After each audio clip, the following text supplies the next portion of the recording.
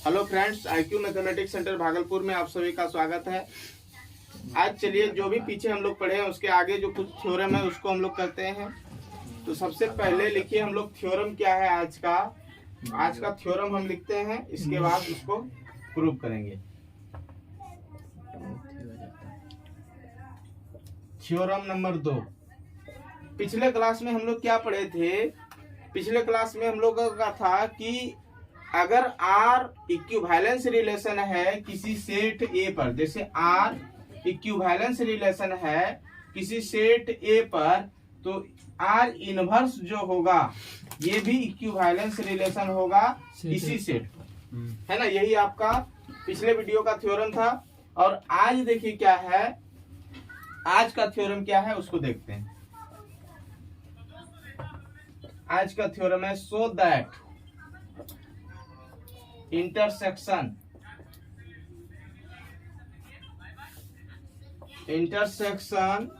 of two equivalence relation on A, then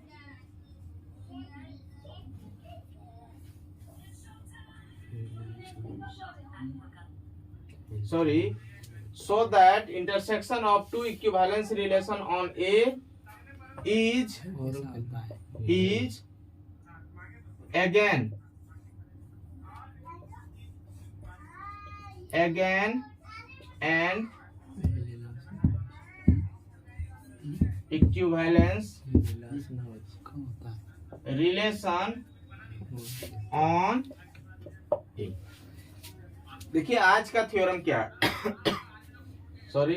आज का theorem क्या है कि सिद्ध करना है कि intersection of two equivalence relation on A, मतलब किसी सेट पर आप दो इक्विवेलेंस रिलेशन लीजिए और वो दोनों का जो इंटरसेक्शन होगा वो भी क्या होगा, तो इक्विवेलेंस रिलेशन होगा और उसी सेट पर।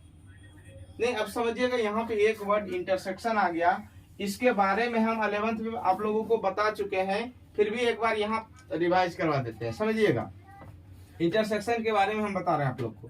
देखिए मान लेते हैं एक समूच आपका है 1 2 3 4, दूसरा समूच हम B ले लेते हैं जिसमें ले लिए 1 2 3 4 5 6, ये सब ले लेते हैं। ये दो समुच्च लिए और A में आपका ये अवयव है, B में ये है।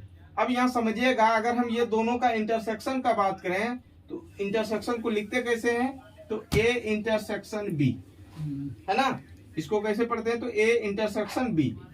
इसमें क्या होता है, जो दोनों में रहता है उसी को लिखते हैं।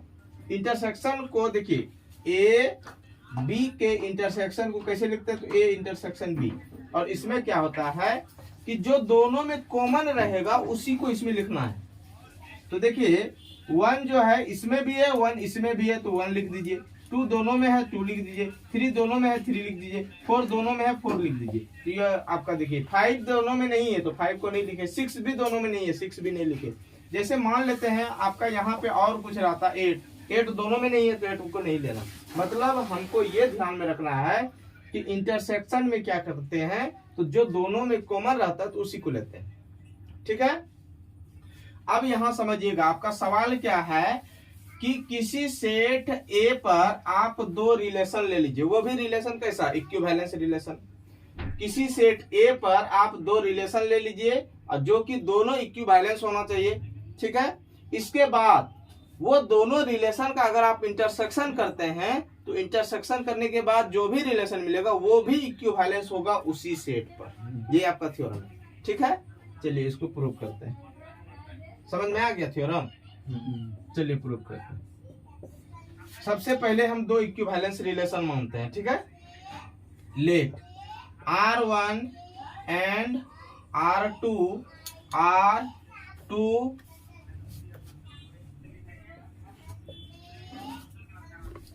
equivalence relation on A। हम दो रिलेशन को मान रहे हैं R1 और R2, ये दो रिलेशन माने, जो कि ये दोनों रिलेशन जो है ये इक्विवेलेंस रिलेशन है। किस पर? तो सेट ए पर। नहीं, देन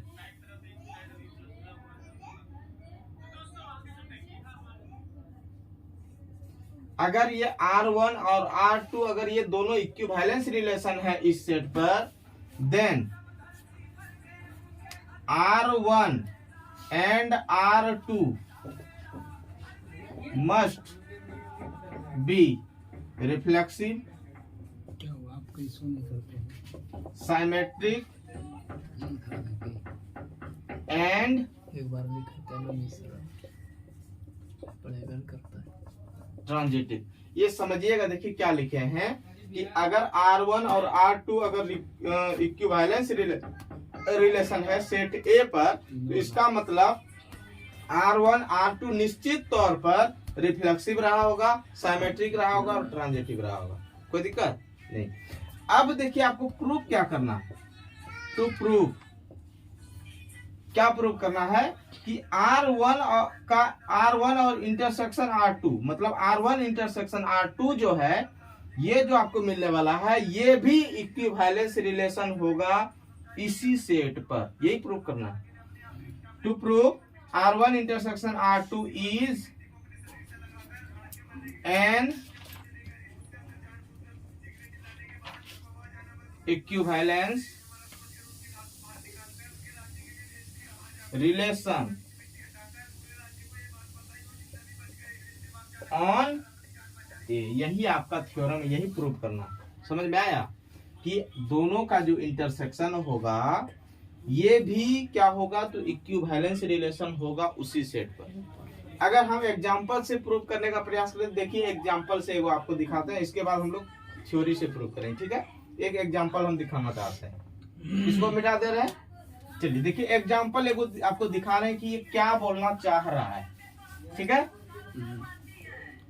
जैसे एक सेट ले रहे हैं A 1 2 3 4।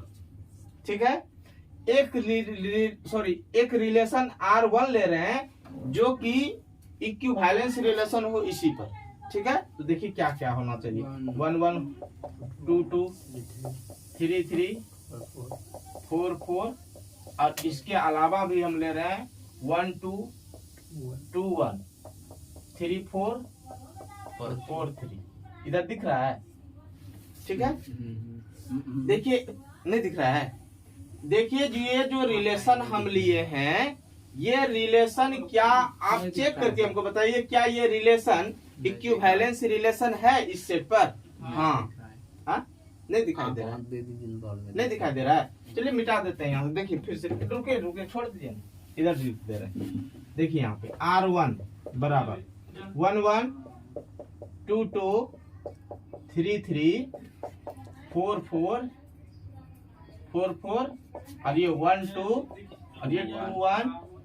इसके अलावा ले रहे, देखिए 1 2 2 1 3 4 और ये 4 3।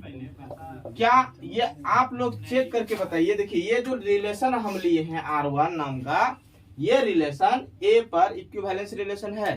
तो इसके लिए तीन कंडीशन, तीनों कंडीशन का पालन करें। देखिए तो रिफ्लेक्सिव का क्या कंडीशन कि जो भी इसमें है उसका डबलेट रहना चाहिए। देखिए जो कि मौजूद है, 1 है 1 1 2 है 2 2 3 है 3 3 4 है 4 4 है। ये रिफ्लेक्सिव हो गया। अब साइमेट्री का क्या है कि अगर ए बी है तो बी ए रहना चाहिए, 1 2 है तो 2 1 रहना चाहिए। देखिए तो है ना, 3 4 4 3 मौजूद है। ट्रांजिटिव का क्या कंडीशन है कि ट्रांजिटिव का अगर ए बी है और बी सी है तो ए सी ढूंढना पड़ता है। 1 2 है 2 1 है तो 1 1 भी मौजूद है ना। इसका मतलब इसको आप चेक कीजिएगा तो ये इक्विवेलेंस है। एक रिलेशन ये ले लिए और एगो दूसरा ले रहे हैं 1 1 1 1 2 2 3 3 4 4। इसके बाद 2 3 3 2 3 4 और ये 4 3। ये चेक करके दिखाइए तो यहाँ समझिएगा ये जो हम रिलेशन लिए हैं ये भी इक्विवेलेंस रिलेशन है इसी सेट पर। देखिए तो चेक करके देखिए तो ये जो हम इक्विवेलेंस रिलेशन लिए हैं ये भी इक्विवेलेंस रिलेशन है इसी सेट पर। देखिए तो 1 1 2 2 3 3 4 4 है, रिफ्लेक्सिव का कंडीशन पालन कर रहा है। साइमेट्रिक का ए बी है तो बी ए रहना चाहिए है ना। ट्रांजिटिव का अगर ए बी है बी सी है तो ए सी रहना जो कि मौजूद है ना। अब ये दोनों इक्विवेलेंस रिलेशन है ना। अब हम देखिए ये दोनों का जब आप इंटरसेक्शन कीजिएगा तो वो भी इक्विवेलेंस रिलेशन होगा ही होगा। जैसे करके देख लीजिए आप, इसको नोट कर लिए हैं, चलिए इसको मिटा लें। देखिए करके देखिए तो करके देखिए अगर आप R1 इंटरसेक्शन R2 कीजिएगा तो हमको ये दोनों में कॉमन देखना रहता है, तो कॉमन जो होगा वही नहीं लेना है। तो देखिए कॉमन तो 1 1 2 2 3 3 4 4 और इसके बाद 1 2 तो इसमें तो नहीं है 1 2 2 1 2 1 भी नहीं है। इसके बाद 3 4 है 3 4 है तो 3 4 यहाँ भी है, 3 4 यहाँ भी आएगा, 4 3 दोनों में है, 4 3 भी आएगा बस। इसके अलावा कुछ नहीं आने वाला है। 3 2 इसमें है लेकिन इसमें नहीं है, जो दोनों में रहता है उसी को लेते हैं। देखिए तो ये जो रिलेशन आया क्या ये इक्विवेलेंस रिलेशन है इस सेट पर? हाँ है। इसके लिए देखिए रिफ्लेक्सिव साइमेट्रिक ट्रांजिटिव दोनों तीनों चीज होना चाहिए। रिफ्लेक्सिव का क्या कंडीशन, अगर जो भी आपका ए में है उसका डबलेट रहना चाहिए जो कि मौजूद है। रिफ्लेक्सिव है। साइमेट्रिक अगर ए बी है तो बी सी बी ए भी रहना चाहिए जो कि है। ट्रांजिटिव अगर ए बी है बी सी है तो ए सी रहना चाहिए जो कि है। देखिए तो है। इसका मतलब ये जो है ये भी इक्विवेलेंस रिलेशन है इसी सेट पर। यही तो आपको बोल रहा था, यही आपका थ्योरम बोल रहा था क्या कि अगर आप दो इक्विवेलेंस रिलेशन लेते हैं किसी सेट पर तो उसका जो इंटरसेक्शन होगा वो भी हमेशा इक्विवेलेंस रिलेशन होता है, ऑलवेज, है ना। चलिए अब हम इसको प्रूव करते हैं, ठीक है।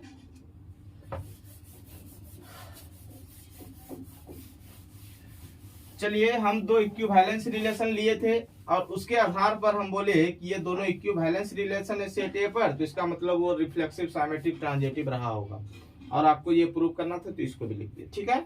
अब चलिए फॉर पहले क्या करना है, किसके लिए काम करना है, R1 इंटरसेक्शन R2 को दिखाना है, इक्विवेलेंस ना, इसी को ना दिखाना है। तो चलिए पहला रिफ्लेक्सिव दिखाते हैं। देखिए इसको आपको इक्विवेलेंस दिखाना, तो इसका मतलब इसको रिफ्लेक्सिव साइमेट्रिक ट्रांजिटिव दिखाना होगा। तो पहला हम रिफ्लेक्सिव लेंगे, ठीक है। अब यहां समझिएगा, सिंस R1 इज रिफ्लेक्सिव नहीं है, क्योंकि R1 इक्विवेलेंस है तो रिफ्लेक्सिव रहा ही होगा, तो वही लिख रहे हैं। क्योंकि R1 जो है ये रिफ्लेक्सिव है, R1 इज ए रिफ्लेक्सिव, ऐसे भी लिख सकते हैं R1 इज ए। R1 जब आपका रिफ्लेक्सिव है इसका मतलब ये कैसा रहा होगा, फॉर ऑल ए, अगर ए में होगा तो कॉमा ए आर में रहा होगा, R1 में नहीं रहा होगा। कि अगर मान लेते हैं ए में ए जो है ए में होगा इसका मतलब उसका जोड़ा होगा, रिफ्लेक्सिव है तो होगा ही। दूसरा देखिए अगेन R2 इज रिफ्लेक्सिव, ये भी तो रिफ्लेक्सिव है ना, ये भी रिफ्लेक्सिव है। सो इसलिए for all A belongs to A we have A belongs to R2, ये भी रहा होगा, नहीं रहा होगा ना, क्योंकि R1 और R2 दोनों इक्विवेलेंस रिलेशन था। नहीं दिख रहा है इधर क्या, ये यहाँ देखिए, ध्यान दे दीजिएगा, यहाँ देखिए क्या लिखे, for all A belongs to A, comma दिए हैं a comma a belongs to R1 लिखे हैं, उसको लिख लीजिएगा, ठीक है। अब यहाँ समझिएगा, हम जो माने थे, क्या माने थे कि R1 और R2 दोनों इक्विवेलेंस रिलेशन है ना, किसी सेट ए पर। तो इसके आधार पर हम लिखे कि R1 रिफ्लेक्सिव भी होगा, साइमेट्रिक भी होगा, ट्रांजिटिव भी होगा R1 और R2।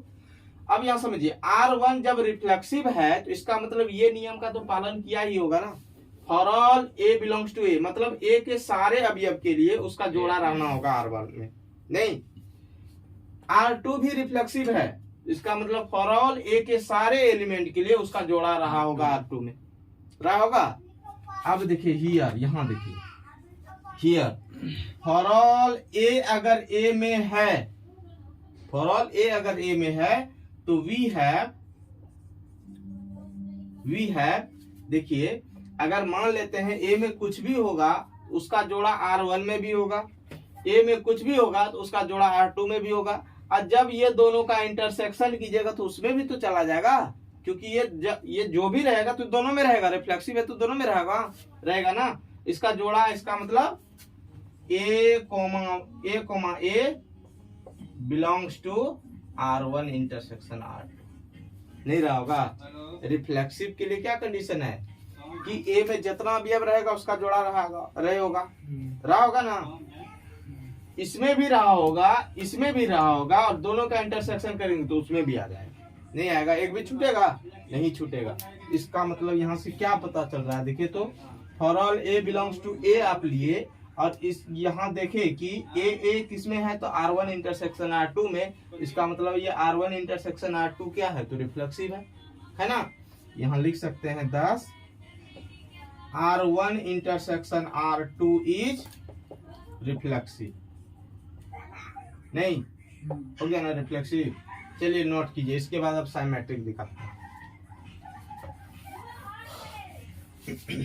इस तरह से आपको दिखाना पड़ेगा, या तो आप एग्जांपल लेके देखिए, एग्जांपल से भी आप सोचे, नहीं एग्जांपल से भी देखे और इससे भी देखे।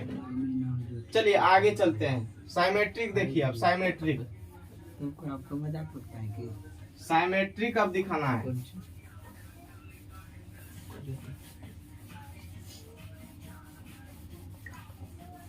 साइमेट्रिक देखिए, दूसरा साइमेट्रिक है ना। इसके लिए क्या करते हैं तो फॉर दो एलिमेंट को मान के चलते हैं कि किसी सेट ए में है, जिस पर भी आप दिखाते हैं, नहीं जिस पर भी आप साइमेट्रिक चेक करते हैं तो उससे मान लेते हैं कि दो अवयव उसमें ए और बी है, और यह मान के चलते हैं कि ए बी जो है ये पहले से जिसको भी आप दिखाना चाहते हैं उसी में है। नहीं देखिए हम क्या किए, दो अवयव किससे लिए तो सेट ए से लिए, समुच्चय से। इसके बाद ये मान के चले कि ए बी जो है वो R1 इंटरसेक्शन R2 में है। अगर आप बी ए दिखा देते हैं तो वो भी हो जाएगा आपका काम साइमेट्रिक। चलिए अब देखिए यहाँ पे ए बी का जोड़ा, मतलब ए बी अगर आपका R1 इंटरसेक्शन R2 में है तो हम आपको लिखाए थे, हम आपको बोले थे 11th में ही लिखाए थे कि अगर x belongs to a intersection b ना, इसको हम लोग कैसे लिखते हैं तो x belongs to a and x belongs to b, ये लिखे हैं कहीं पे नहीं। ये देखिए क्या है कि x अगर आपका a इंटरसेक्शन b में है, इसका मतलब कि x a में भी होगा और x b में भी होगा, तभी ना दोनों के इंटरसेक्शन में आया है। नहीं अगर x आपका इंटरसेक्शन में है, इसका मतलब ये दोनों में रहा होगा तब ना उसके इंटरसेक्शन में आया है, क्योंकि कॉमन वाला लेते हैं। अब कॉमन वाला लेते हैं, कोई चीज इसमें है तो इसका मतलब ये दोनों में रहा होगा तब ना इसमें आया है, तो यही लिखते हैं। अब यहाँ समझिएगा, ये चीज दोनों के इंटरसेक्शन में है ना, इसका मतलब ये चीज a कोमा b R1 में भी होगा and a coma b R2 में भी होगा, नहीं होगा। चलिए अब यहाँ पे देखिए, अगर a कोमा b R1 में है, a कोमा b R1 में है और R1 क्या है तो साइमेट्रिक है, नहीं है, इसका मतलब निश्चित तौर पर BA भी R1 में होगा, नहीं होगा। ठीक, एंड AB R2 में है और R2 क्या है तो साइमेट्रिक है, जिसका मतलब BA भी होगा R2 में। यहाँ हम लिख सकते हैं कि BA भी होगा किसमें R2 में।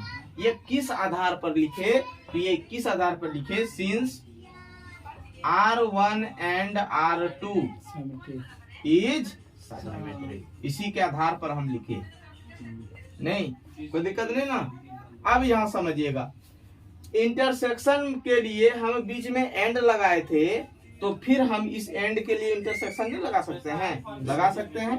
तो हम देखिए, या तो ऐसे समझिए, ये चीज R1 में, ये चीज R2 में, तो दोनों के इंटरसेक्शन में भी आएगा, दोनों में है तो इंटरसेक्शन में भी आएगा। तो इसको आप लिख सकते हैं कि BA belongs to R1 intersection R2। आप कहाँ लिए थे? AB लिए थे R1 इंटरसेक्शन R2 में।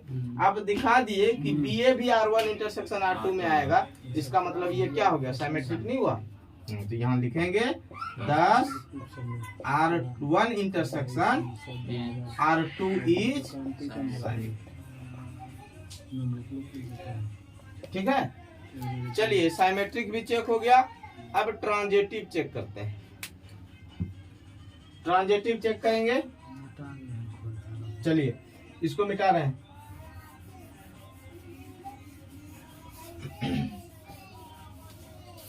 चलिए तीसरा नंबर ट्रांजिटिव। ट्रांजिटिव चेक करने के लिए आपको अगर याद होगा तो हम 3 एलिमेंट लेते हैं। किससे? सेट से। ABC मान के चलते हैं A में है नहीं, और इसके बाद यह मान के चलते हैं कि AB जो है वो R1 इंटरसेक्शन R2 में है, एंड BC भी जो है ये R1 इंटरसेक्शन R2 में है, ये मान के चलते हैं। क्या इधर दिख रहा है? दिक्कत है, थोड़ा सा दिक्कत है, यहाँ पे बार बार लिखा जा रहा है। नहीं, चलिए इधर थोड़ा सा साइड कर देते हैं। चलिए यहाँ देखिए, ट्रांजिटिव आप जब भी रिलेशन में चेक करते थे 1 2 3 अवयव मानते थे सेट से, लेते थे ना 3 अवयव सेट से, और यह मान के चलते थे कि AB जो है, चाहे आप जिसको भी दिखाते थे उसी में मान के चलते थे कि AB जो है R1 इंटरसेक्शन R2 में। देखिए आप वहां जब R को दिखाते थे इक्विवेलेंस ना, तो R में मान के चलते कि ये R में है नहीं, यहाँ पे हम इसको दिखा रहे हैं तो इसी में ना मान के चलेंगे। And BC belongs to R1 intersection R2। ठीक है, अब देखिए इसके आधार पर हम क्या क्या लिखेंगे, समझिएगा समझिएगा। अगर AB R1 इंटरसेक्शन R2 में है, इसका मतलब ये दोनों में रहा होगा नहीं, तो यहां आप लिख सकते हैं A, B belongs to R1 and A, B belongs to R2। ये बात लिख सकते हैं ना? नहीं, दोनों में इसे भी समझिए ना, इंटरसेक्शन के लिए एंड आता है नहीं, बीच में एंड है। फिर देखिए यहाँ BC belongs to R1 intersection R2, तो इसका मतलब ये भी दोनों में रहा होगा नहीं, तो ये लिखेंगे BC belongs to R1 and BC belongs to R2। कोई दिक्कत? अब यहां समझिएगा, अब यहां समझिए, ये देखिए AB R1 में है और यहाँ क्या है, तो BC R1 में है, तो क्या आप ये दोनों को एक साथ लिख सकते हैं? लिख सकते हैं ना? AB R1 में, BC R1 में, AB R2 में, BC R2 में, मतलब हम दोनों को R1 वाला को R1 के साथ लिख रहे हैं और R2 वाला को एक साथ लिख रहे हैं। कोई दिक्कत रहे ना? देखिए AB belongs to R1 and, बीच में एंड ही है, BC belongs to R2, sorry BC belongs to R1, R1 वाला को ले रहे हैं। ठीक है, R1 वाला यहाँ है और R1 वाला यहाँ है, और दोनों के बीच एंड है तो एंड भी लगा दिए। ठीक है, एंड यहाँ R1 छूट गया है, लिख दीजिए। इसके बाद बीच में फिर एंड, देखिए इसको लिखिए और इसको लिखिए, ये इसके आगे में जो एंड था उसको लिखिए। अब देखिए बीच में एंड, फिर इसको और इसको लिखना है नहीं। चलिए यहाँ लिखेंगे AB belongs to R2 and BC belongs to R2। ठीक है, अब यहां समझिएगा, AB R1 में है, BC R1 में है और R1 ट्रांजिटिव है, इसका मतलब AC भी रहा होगा, नहीं रहा होगा? यहाँ लिखेंगे AC बिलोंग्स टू R1। ये कहां से लिखे? ठीक है ना, क्योंकि R1 जो है ये ट्रांजिटिव है ए बी अगर R1 में है और AC बी भी सी अगर R1 में है तो AC भी रहा होगा, तो ये ट्रांजिटिव होगा। एंड ये वाला एंड, यहाँ भी देखिए ए बी R1 में R2 में है, बी सी R2 में है, तो AC भी रहा होगा R2 में। यहाँ लिख सकते हैं AC बिलोंग्स टू R2। नहीं, अब देखिए तो ये किस आधार पर लिखे, चूंकि R1 and R2 is transitive, ये ट्रांजिटिव है ना, इसलिए इसी के आधार पे। अब यहां समझिएगा, AC आपका R1 में, AC आपका R2 में, तो दोनों के इंटरसेक्शन में भी आ जाएगा, नहीं आएगा? क्या पता चला यहां से? आप क्या लिए थे, R1 में आप लिए थे AB R1 इंटरसेक्शन R2 में, BC R1 इंटरसेक्शन R2 में।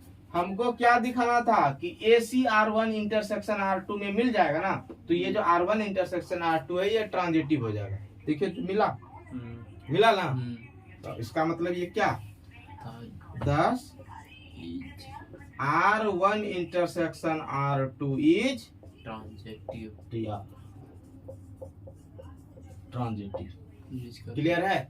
ओवरऑल यहाँ से तीनों नियम का पालन किया, ये जो है ये तीनों नियम का पालन किया R1 इंटरसेक्शन R2, इसका मतलब R1 इंटरसेक्शन R2 जो है ये तीनों नियम का पालन किया, इसका मतलब R1 इंटरसेक्शन R2 क्या हो गया, तो इक्विवेलेंस रिलेशन हो गया। तो किस पर, सेट ए पर हुआ ना। चलिए लिख लीजिएगा, क्लियरली लिख लीजिए, clearly R1 intersection R2 is an equivalence relation. Clearly R1 intersection R2 is an equivalence relation, equivalence relation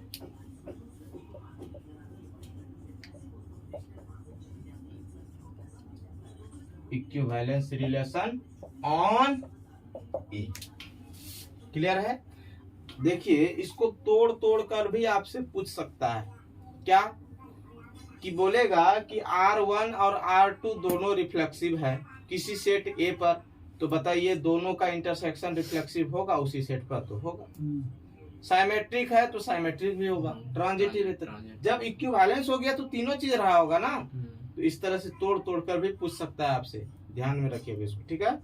चलिए लिखिए, इसको नोट कीजिए, अगला थ्योरम आता है। लिख के फिर ऊपर लिखना यहाँ पे नहीं सही है, ठीक है। हाँ हाँ, ये वाला चीज जो है यहाँ तक लिखिएगा, इसके बाद क्लियरली करके ये लिख लीजिएगा, नोट कीजिए फटाक से।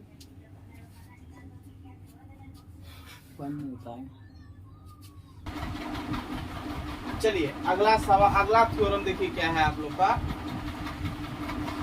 Theorem number 3।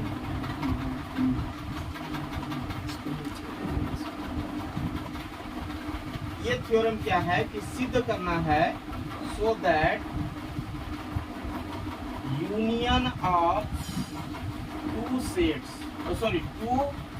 To equivalence relation on A is also, या अगेन नहीं होता है, सिद्ध करना है। सॉरी देखिए यहाँ पे क्या थ्योरम क्या है आपका, कि सिद्ध करें कि so that union of two equivalence relation on A is not necessarily an equivalence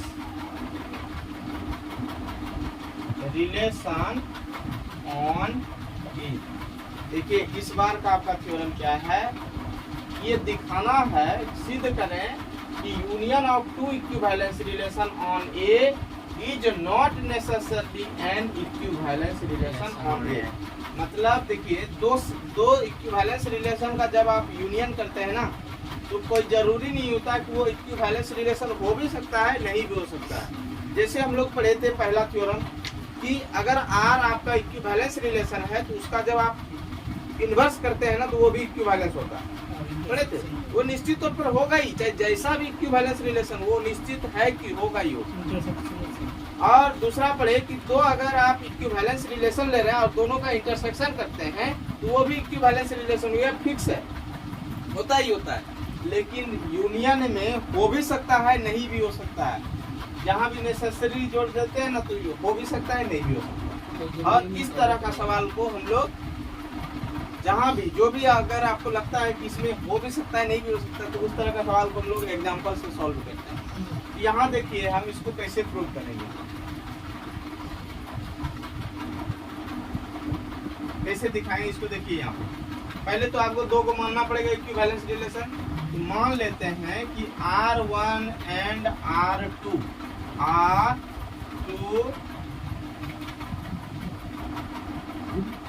equivalence relation on E, ठीक है। सो R1 एंड R2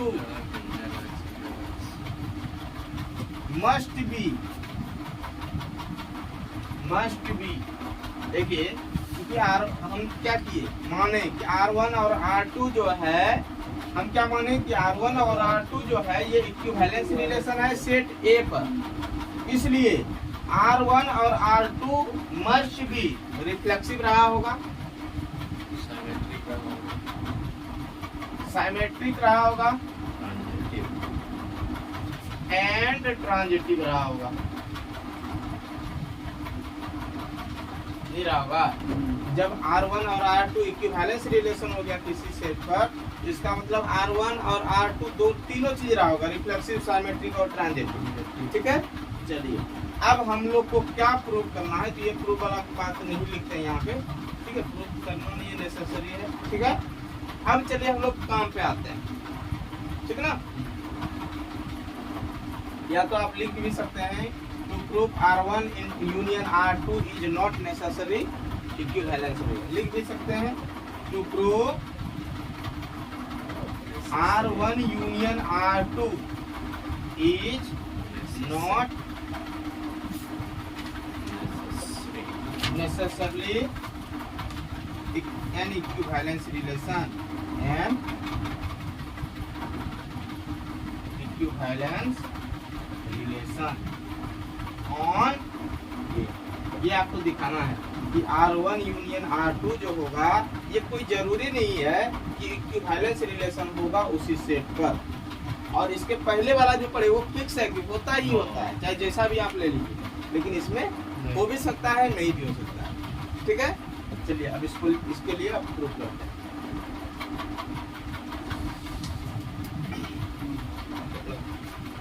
देखिए मिटा रहे हैं, पंखा बंद कर दीजिए। चलिए फॉर R1 यूनियन R2 के लिए हम लोग काम कर रहे हैं। पहला क्या दिखाना है, रिफ्लेक्सिव। पहला हमको क्या दिखाना है, तो रिफ्लेक्सिव, ठीक है, रिफ्लेक्सिव दिखाना है हमको। तो रिफ्लेक्सिव के लिए आप समझिएगा, since R1 and since R1 is reflexive. देखिए यहाँ पे हमको रिफ्लेक्सिव दिखाना है, किसको, तो R1 यूनियन R2 को। तो हम देखिए R1, चूंकि R1 जो है ये रिफ्लेक्सिव है, क्योंकि R1 जो है इक्विवेलेंस है तो रिफ्लेक्सिव रहा ही होगा, इसलिए लिखे कि R1 जो है वो रिफ्लेक्सिव है। So for all A belongs to A we have, इधर दिख रहा है नहीं, चलिए इधर लिखते हैं, दिख रहा था ऊपर में। सो वी हैव देखा है, सॉरी ऐसे, so for all A belongs to A we have A belongs to R1। नहीं, जब R1 रिफ्लेक्सिव है तो इसका मतलब for all A belongs to A के सारे एलिमेंट के लिए उसका जोड़ा तो रहा ही होगा R1 में, नहीं, ठीक है। अगेन सिंस देखिए यहाँ पे again since R2 is reflexive, so for all A belongs to A, we have A belongs to सही नहीं R2. ठीक है, होता। अब यहाँ देखिए, चूंकि यहाँ देखिए R1 जो है वो इक्विवेलेंस है तो रिफ्लेक्सिव है ही। जब रिफ्लेक्सिव है तो A में जितना भी अवयव होगा तो उसका तो जोड़ा होगा ही ना R1 में। R2 रिफ्लेक्सिव है तो इसका सॉरी इक्विवेलेंस है तो रिफ्लेक्सिव रहा होगा। और जब यह R2 रिफ्लेक्सिव है रिफ्लेक्सिव है नहीं, इसका मतलब A में जितना अवयव होगा तो उसका जोड़ा होगा ही नहीं, सेट A पर है रिफ्लेक्सिव। ठीक है, अब यहां समझिएगा, here for all A belongs to A, we have देखिए, अगर यहां से आपको ये पता चला कि अगर A में है, A के सारे अवयव के लिए अगर A है, उसका जोड़ा निश्चित तौर पर A का जोड़ा निश्चित तौर पर दोनों के यूनियन में भी आए। यूनियन क्या करते हैं पता है? दो सेट का यूनियन क्या होता है कि अगर जैसे मान लेते हैं 1 2 3 है और B बराबर मान लेते हैं 2 3 4 है, तो यूनियन क्या करते हैं? तो यूनियन को सबसे पहले A यूनियन B से लिखते हैं, है ना। अगर A यूनियन B लिख दिए इसका मतलब ये दोनों का यूनियन करने बोल रहा है। और यूनियन में क्या होता है कि ये सबको मिला के लिखना है, तो ये ध्यान रहना चाहिए कि जो दोनों में है उसको एक बार, और बाकी जो दोनों में एक एक हुआ है उसको भी लिखना है। तो देखिए 1 जो है 1 एक ही में है, A में है, इसमें नहीं है तो उसको लिखना है। 2 देखिए दोनों में है तो 2 बार नहीं लिखना है, क्योंकि सेट में एक वस्तु को 2 बार लिखने का अलाउ नहीं, 1 बार लिखना है। इसके बाद 3 दोनों में है तो 1 ही बार लिखना है, और 4 एगो है तो इसमें। ये हो गया यूनियन में क्या करते हैं तो दोनों को मिला के लिखते हैं। ठीक है, अब यहां समझिएगा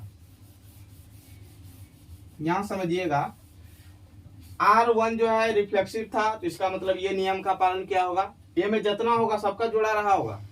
R2 रिफ्लेक्सिव है, A में जितना होगा सबका जुड़ा रहा होगा। इसका मतलब A सेट्स जो आप ले रहे हैं, समुच्चय जो ले रहे हैं, वो दोनों तो सेम ही है। जो भी वस्तु रहेगा इसमें भी रहेगा वही, यहाँ भी वही रहेगा। इसमें जब जो रहेगा तो उसका सब यहाँ पे आएगा ही, इसमें जो रहेगा उसका भी सब यहाँ पे आएगा। और दोनों को जब आप मिला के लिखिएगा तो सब तो आ जाएगा ना इसमें। जैसे मान लेते हैं 1 1 2 2 3 3 यहाँ भी है, 1 1 2 2 3 3 यहाँ भी है, तो दोनों में है तो कॉमन रहता है तो एक ही बार लिखते, लेकिन आएगा तो दोनों के यूनियन में आएगा ना। इसका मतलब यहाँ से क्या पता चला कि for all A belongs to A, मतलब A के सारे एलिमेंट A के लिए नहीं, उसका जोड़ा उसके यूनियन में रहेगा। इसका मतलब क्या पता चला यहाँ से कि R1 यूनियन R2 जो है ये रिफ्लेक्सिव है ना। 10 रिफ्लेक्सिव, ठीक है, रिफ्लेक्सिव दिखा दिए। देखिए ध्यान में रखिएगा कि दो रिफ्लेक्सिव रिलेशन का यूनियन रिफ्लेक्सिव हमेशा होता है। ठीक है, साइमेट्रिक भी हमेशा होता है लेकिन ट्रांजिटिव नहीं होता है हमेशा। ठीक है, फिर से एक बार नहीं। चलिए अब अगला दिखाते हैं हम लोग क्या, साइमेट्रिक। चलिए साइमेट्रिक लिखिए।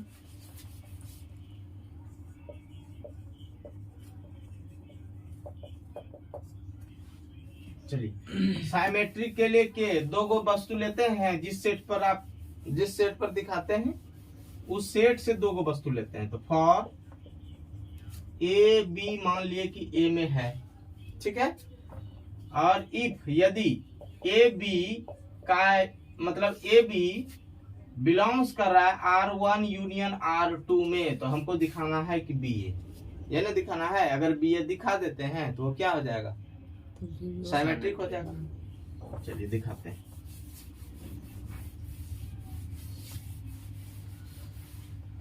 चलिए यहां देखिए तो ए बी जो है वो R1 यूनियन R2 में है, और यूनियन के लिए हम आपको बताए थे कि अगर X A यूनियन B में है ना, इसको कैसे लिखते हैं, तो x बिलोंग्स टू ए और x बिलोंग्स टू बी। लिखे हैं, याद है? याद तो नहीं है होगा आप लोग को, ध्यान में रखिएगा। यूनियन के लिए और लिखते हैं और इंटरसेक्शन के लिए एंड लिखे थे, है ना। चलिए यहाँ देखिए, ए बी आपका R1 यूनियन R2 में है, तो इसका मतलब ए बी जो है वो R1 में होगा या ए बी जो है R2 में होगा। ठीक है, अब यहाँ समझिए, अगर ए बी R1 में होगा तो इसका मतलब R1 रिफ्लेक्सिव है, तो बी ए भी होगा, नहीं होगा? या अगर ए बी R2 में होगा तो इसका मतलब R2 रिफ्लेक्सिव है, तो क्या होगा, बी ए भी होगा, R2 नहीं होगा। अब देखिए तो दोनों का और कोई यूनियन से समझ लीजिए, तो A B belongs to R1 union R2। इसका मतलब क्या पता चला, आप ए बी लिए थे R1 यूनियन R2 में, हमको क्या मिल गया, बी ए मिल गया। इसका मतलब ये जो R1 यूनियन R2 ये सिमेट्रिक हुआ। 10 R1 union R2 is symmetric, हो गया सिमेट्रिक। देखिए दो रिफ्लेक्सिव रिलेशन का जब आप यूनियन करते हैं तो वो रिफ्लेक्सिव होता ही होता है। दो साइमेट्रिक रिलेशन का यूनियन करते हैं तो वो भी साइमेट्रिक होता ही है, लेकिन ट्रांजिटिव नहीं होता है, समझे। वो ट्रांजिटिव के लिए ही इक्विवेलेंस रिलेशन में हम दिए थे कि नॉट नेसेसरली इक्विवेलेंस रिलेशन ना, तो ट्रांजिटिव में ही होता है लोचा। अब क्या लोचा होता है, तो देखिए एग्जांपल से, जब भी ऐसा कंडीशन आता है ना कि नॉट हो भी सकता है नहीं भी हो सकता है, हो भी सकता है नहीं हो सकता है, तो उसके लिए हम लोग क्या करते हैं, एक एग्जांपल लेके सॉल्व करते हैं। एग्जांपल लेके देखिए कैसे करेंगे। मिटा दीजिए सब।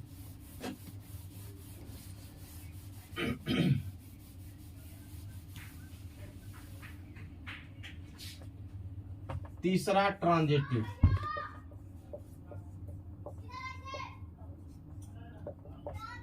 देखिए इसके लिए हम एग्जांपल लेते हैं, क्योंकि ट्रांजिटिव हो भी सकता है नहीं भी हो सकता है, ये तो हम जानते हैं। आप लोग नया नया है तो नहीं जानते, लेकिन अब से जानने लगिएगा, है ना, अब जानने लगिएगा। देखिए इसके लिए हम लोग एग्जांपल लेके सॉल्व करते हैं। देखिए लेट अस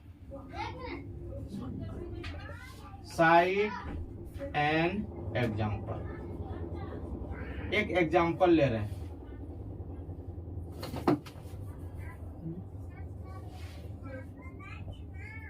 एग्जांपल लगा, स्पेलिंग गलत था, सही है, ठीक है।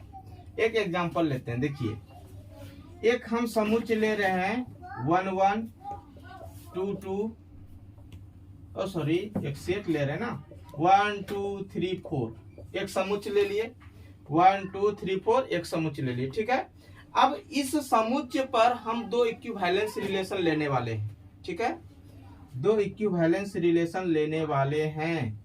और ये तो समझ रहे हैं कि ये कहां से ले रहे हैं, एक क्रॉस एक का मतलब उसी से ले रहे हैं, एक क्रॉस एक तैयार कर रहे हैं और उसी से ले रहे हैं ना। चलिए तो 1 1 ले लिए, 2 2 ले लिए, 3 3 ले लिए, 4 4 ले लिए। इसके बाद 1 2 ले लिए, 2 1 ले लिए, 1 2 ले लिए, 2 1 ले लिए, 3 4 ले लिए और 4 3 ले लिए, 4 3 ले लिए। एक रिलेशन ये जो लिए हैं ये इक्विवेलेंस रिलेशन है ना। और एगो लेते हैं,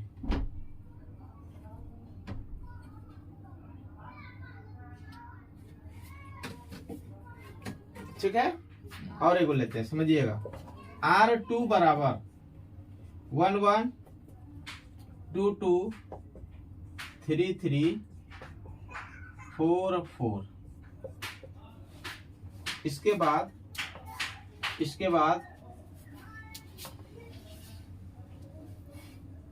1 3 3 1, ये भी इक्विवेलेंस रिलेशन है ना। ये दोनों इक्विवेलेंस रिलेशन है।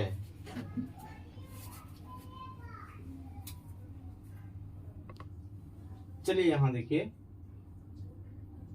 ट्रांजिटिव, यहाँ पे देखिए ये जो है ना, हम इक्विवेलेंस रिलेशन नहीं लेना है, हमको ट्रांजेटिव ना दिखाना है कि ट्रांजेटिव हो भी सकता है नहीं भी हो सकता है। ट्रांजेटिव के लिए ना एग्जांपल लेंगे। चलिए इसको मिटा रहे, ये नहीं होगा। देखिए ध्यान दीजिएगा, यहाँ देखिए, यहाँ देखिए, हमको वैसा रिलेशन लेना है जो ट्रांजेटिव हो, तो ट्रांजेटिव वाला लेना। तो R1 मान लेते हैं 1 1 2 2, ठीक है, 1 2 और ये 2 1। ये देखिए तो ट्रांजेटिव है। ट्रांजेटिव देखना, ट्रांजेटिव ट्रांजेटिव है। ए बी है, ए बी है, बी सी है, तो ए सी देखना है, ठीक है ना। दूसरा ले रहे हैं, दूसरा 1 1 3 3 1 3 और 3 1। ये भी ट्रांजेटिव है। हाँ ये भी ट्रांजेटिव है नहीं। चलिए अब देखिए ये दोनों का यूनियन कीजिए, तो ये दोनों का यूनियन कीजिए 9, या तो इसलिए अब R1 यूनियन R2 कर रहे हैं। ये दोनों ट्रांजेटिव है और ये दोनों ट्रांजेटिव का यूनियन जो होता है वो ट्रांजेटिव नहीं होता, ये ना हमको दिखाना है। चलिए दोनों का यूनियन कीजिए, क्या क्या होगा, 1 1 होगा, 2 2 होगा, 3 3 होगा। इसके बाद जो दोनों में उसको लिखते हैं, ये नहीं लिखते हैं, तो क्या क्या लिखेंगे, क्या क्या लिखेंगे, 1 2 1 3 2 3 1 2 1। इसको लिख लेते हैं 1 3 3 1 और 3 1। ये नहीं करते हैं यूनियन में, सबको मिला के लिखते हैं। अब देखिए ये जो आया, क्या ये ट्रांजेटिव है, देखिए तो ये जो आया क्या ये ट्रांजेटिव है। हाँ देखिए कैसे हर जगह होना चाहिए। देखिए नहीं है, नहीं है, देखिए कैसे, यहाँ देखिए ए बी है, बी सी है तो ए सी मिल रहा है, 1 1 मिल रहा है। ए बी है, बी सी है तो 1 1 भी मिल रहा है, कोई दिक्कत नहीं। नहीं अब यहाँ पे समझिएगा, ए बी है, अगर हम इस पेयर से देखें ये दोनों को देखिए तो ए बी है, बी सी है, ए सी है कहीं पे नहीं ना है। देखिए यहाँ पे इक्विवेलेंस रिलेशन हमको नहीं लेना था, हमको दिखाना था ट्रांजेटिव। एक ऐसा रिलेशन ले लिए, यहाँ देखिए एक ऐसा रिलेशन ले लिए जो कि ट्रांजेटिव है। देखिए तो ये ट्रांजेटिव है ना इस सेट पर। ये भी देखिए वैसा ले लिए जो कि ट्रांजेटिव है ना इस पर ट्रांजेटिव। अब देखिए ये दोनों का जब आप यूनियन कर रहे हैं तो ये ट्रांजेटिव नहीं है। देखिए तो ये दोनों जोड़ा को उठाइए, ये दोनों जोड़ा को, ये ए बी है, बी सी है, ए सी रहना चाहिए, ए सी है कहाँ पे है, 2 3 है कहीं पे नहीं ना। इसका मतलब ये ट्रांजेटिव हुआ नहीं ना हुआ। जब ये ट्रांजेटिव नहीं हुआ तो इक्विवेलेंस कहाँ से होगा, नहीं। चलिए यहाँ लिखेंगे हियर एग्जांपल। हाँ एग्जाम्पल ऐसे। देखिए इस तरह का जो भी सवाल रहता है ना, ये सिर्फ 12th का बात नहीं हो रहा है, आप बीएससी एमएससी जहां तक पढ़ना चाहते हैं पढ़ लीजिए। जब भी ये बात उठेगा कि हो भी सकता है नहीं भी हो सकता कोई सवाल में, तो एग्जाम्पल लेके ही सॉल्व करते हैं, ठीक है। चाहे कहीं पे भी आप चले जाइए। यहाँ लिख रहे हैं here R1 and R2 is transitive. दोनों जो है R1 एंड R2 बोथ लिख दीजिए, both are transitive.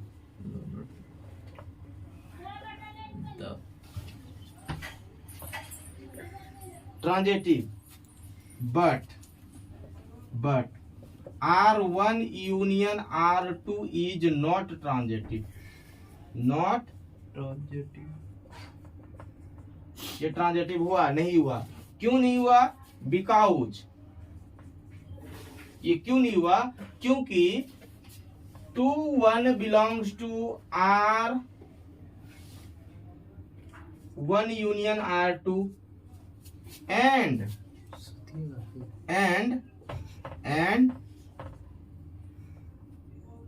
2 1 belongs to R1, 1 3 belongs to R1 union R2, but 2 3 does not belongs to R1 union R2। इसी के आधार पर नहीं हुआ। देखिए ए बी था, बी सी भी था, लेकिन ए सी नहीं था। AC जब नहीं मिलेगा तो कहाँ से होगा, नहीं, इसका मतलब ये ट्रांजिटिव नहीं हुआ, लिख दिए। ओवरऑल आपको क्या पता चला, क्लियरली यहां से हम लिखेंगे क्लियरली या तो 10 R1 union R2 is not पहले नीचे Not तुम सब ट्रांजिटिव। पहले नीचे लिख लीजिएगा, इसके बाद ऊपर, है ना, ट्रांजिटिव। आप लोग तो समझदार हैं, पहले कहाँ पे लिख रहे हैं उसी के अनुसार से लिखना ना। हाँ, R1 union R2 is transitive, not transitive, transitive नहीं हुआ। ओवरऑल क्लियरली हम ये बोल सकते हैं कि R1 union R2 is not necessarily an